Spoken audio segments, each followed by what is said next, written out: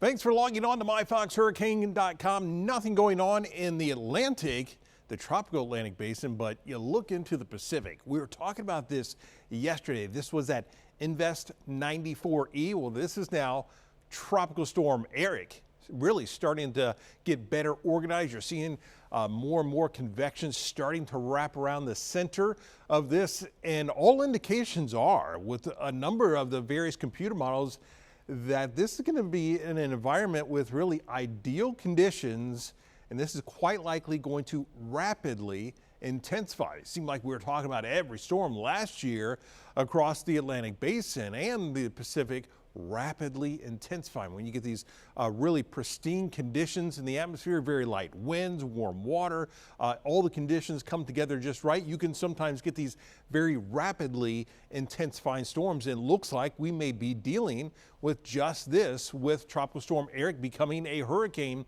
as we go through the next day. 45-mile-an-hour winds right now, currently moving to the west-northwest at 9 miles an hour. But watch this track as it heads towards the southern coast of Mexico. We go from 45 miles an hour by tomorrow morning, 80 miles an hour by tomorrow night, 105 miles an hour. It looks like this could top out as a Category 2 wind somewhere right around 110 miles an hour.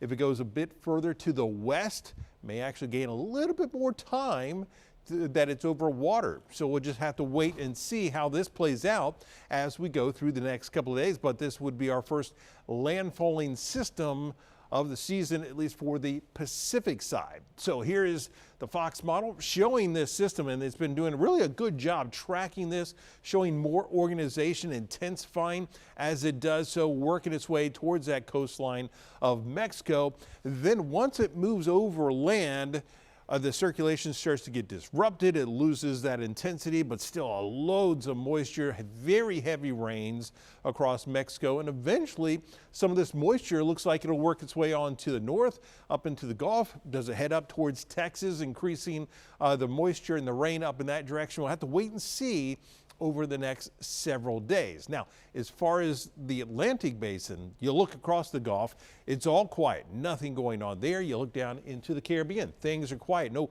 significant tropical waves. In fact, we've got some very strong wind shear as well, all the way out towards Africa, not seeing any significant tropical waves. In fact, we've got a lot of that dry Saharan dust still sitting across the tropical Atlantic all the way out towards Africa. So not expecting to see any formation on our side, at least for the next 7 days. Of course, we'll keep you updated right here on myfoxhurricane.com.